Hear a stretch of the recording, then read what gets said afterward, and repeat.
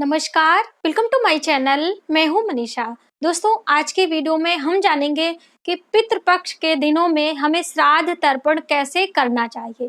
श्राद्ध तर्पण करने का महत्व क्या होता है, इसको करने की क्या-क्या विधियां होती हैं, कौन से नियमों का हमें पालन करना होता है और भी बहुत सारी महत्वपूर्ण जानकारी आज के इस वीडियो में हम आपके साथ शेयर करने वाले हैं।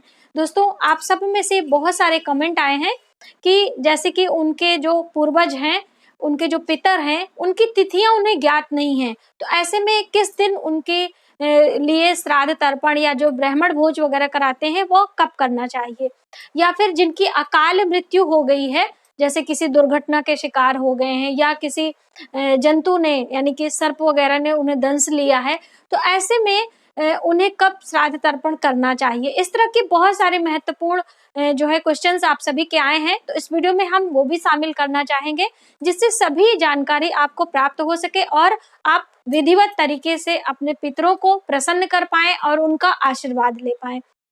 दोस्तों, हमारे हिंदू सनातन धर्म में ये जो वर्ष में 15 दिनों की अवधि होती है, एक पूर्णिमा से लेके अमावस्या तिथि तक की 15 दिनों के बीच में हम अपने पितरों को याद करते हैं, उनके निमित्त भोजन, वस्त्र आदि दान करके, श्राद्ध तर्पण करके हम उन्हें प्रसन्न करने की कोशिश करते हैं।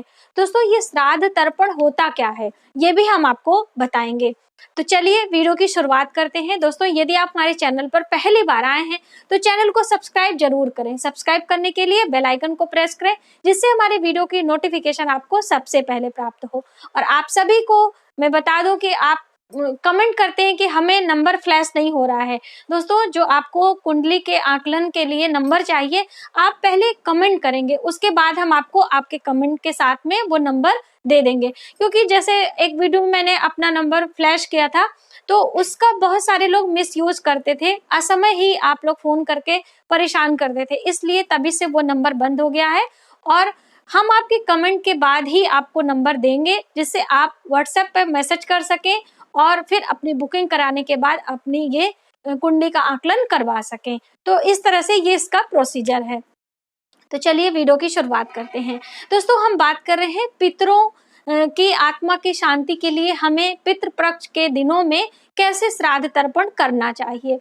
तो सबसे पहले तो ये बहुत ही महत्वपूर्ण दिन होता है हमें अपने पितरों के निमित्त कुछ भी दान पुण्य करने के लिए।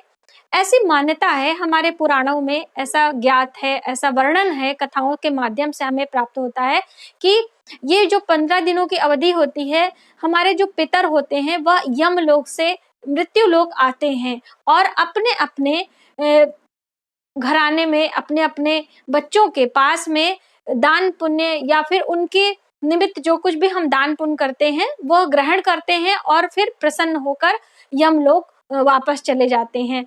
तो ये सभी बातें अगर आपको जानना हो विस्तार पूर्वक, तो आप गरुड़ पुराण पढ़िए, उसमें बहुत ही अच्छे तरीके से समझाया गया है। बात कर रहे हैं पितरों की आत्मा की शांति के लिए, तो हमें श्राद्ध तर्पण कब और कैसे करना है हम वही जानते हैं। श्राद्ध का अर्थ होता है जो हम श्रद्धा और प्रेम से करते हैं, उसका अर्थ होता है श्राद्ध। और श्राद्ध में हमें पिंड दान करना होता है। पिंड दान के बाद हमें तर्पण यानी कि जल से तर्पण करना होता है, जो कि किसी विशेष पुरोहित के संरक्षण में हमें ये सभी विधियां किसी सरोवर के निकट करनी चाहिए।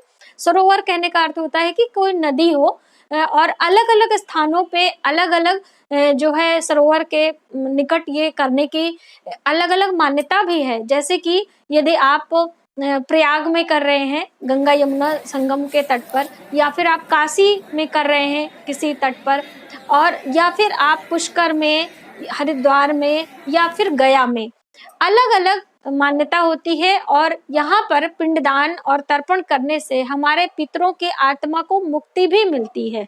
और ये अलग अलग चीजों से किया भी जाता है, जैसे कि जौ के आटे से हम अलग अलग आकृतियां यानी कि पिंड बनाते हैं और उसके बाद अलग अलग पितरों का स्मरण करते हुए काले तिल का अक्षत और उन्हें भोग में तुलसी पत्र और गंगा जल, कुछ घास, ये सभी चीजें लेकर श्राद्ध किया जाता है। उसकी विधियां होती हैं और फिर भोग मिष्ठान वगैरह लगाने के बाद वो सभी जो पिंड हमने बनाए होते हैं वो सभी जल में विसर्जित कर देते हैं।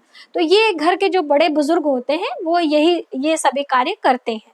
तो इस तरह से किया जाता है। उसके बाद कुछ घास, काला तिल और पुष्प लेकर उन्हें जो है जल भी दिया जाता है। उसके बाद घर आके ब्राह्मणों को भोजन कराया जाता है। भोजन के बाद दक्षिणा, वस्त्र और अन्न, कुछ भी उन्हें जूते, चप्पल, छाता आदि देकर दान दिया जाता है। तो ये पूरी विधि होती है, प्रक्रिया होती है हमारे पूर्वजों के लिए, हमारे पितरों के लिए श्राद्ध और तर्पण करने की। अब हम जानते हैं कि हमें कैसे श्राद्ध यानी कब करना होता है। तो जैसे कि जिस पूर्वज की जिस तिथि पर जो है उनका देहावसान हुआ है, आप पहले से वो पता ही रहता है, क्योंकि उसी पे उनके सारे कार्यक्रम निर्धारित होते हैं। जो उनकी 13वीं होती है या बरसी होती है, तो आप उन तिथियों को अपने बड़े बुजुर्गों से जानें और फिर उसी तिथि पर उनका वो श्राद्ध तर्पण आप करें। अब मान लीजिए आपको ज्ञात ही नहीं है कि हमारे पूर्वज या फिर वो कब उनका देहावसान हुआ था, तो आप अमावस्या तिथि पर उनके निमित्त भोजन, श्राद्ध तर्पण कर सकते हैं, जो भी आपको करना है। और कितने पीढ़ियों तक करना होता है, तो हमें 3 पीढ़ियों को लेकर चलना होता है। यानी अपने माता पिता, फिर माता पिता के माता पिता यानी आपके दादी बाबा, और फिर दादी बाबा के माता पिता। ये 3 पीढ़ियों को हम कर सकते हैं और हमारा अधिकार होता है। और नाना नानी के निमित्त भी किया जा सकता है। और यदि कोई जो है पुत्र नहीं है, उसके स्थान पे पत्नियां भी ये कार्य करती हैं। और कोई ना होने पर विवाहित कन्याएं यानी स्त्रियां भी अपने माता पिता के निमित्त ये श्राद्ध तर्पण कर सकती हैं। ऐसी हमारे पुराणों में वर्णन मिलता है।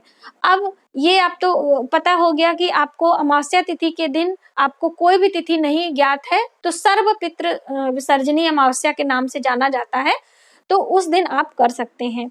अब बहुत सारे लोगों की अकाल मृत्यु हुई रहती है। अकाल मृत्यु का अर्थ होता है कि किसी पानी में जो है जल में डूबकर उनकी मृत्यु हो गई, या फिर किसी सर्पदंश ने उन्हें दंश लिया है उसके कारण, या फिर एक्सीडेंटल केस हो जाता है कोई, तो उसमें अगर किसी परिजन की मृत्यु हो गई है तो उनके निमित्त हमें श्राद्ध तर्पण कब करना है। ऐसे में दोस्तों आपको चतुर्दशी तिथि का चयन करना चाहिए। चतुर्दशी तिथि के दिन अकाल मृत्यु हुए परिजनों का श्राद्ध तर्पण करने से उनकी आत्मा को मुक्ति मिलती है। क्योंकि देखिए, जैसे मृत्यु लोक के बाद हमें यमलोक जाना होता है, और यमलोक में जो चित्रगुप्त होते हैं वह हमारे जो है कर्मों का लेखा जोखा उनके पास रहता है, और फिर उसी आधार पे हमारा जन्म होता है। 84 लाख योनियों के जन्म के बाद हमारा मनुष्य का जन्म होता है। अब हमने कैसे कर्म किए हैं वह मृत्यु के बाद ही पता चलता है, और उसी अनुसार हमारा जन्म होता है। किसी कौवे का, किसी जो है जानवर का, किसी पंछी का, इस तरह से अलग अलग योनियों में हम भटकते भटकते फिर मनुष्य जन्म पाते हैं। ऐसी कथाओं से हमें ये सभी चीजें ज्ञात होती हैं।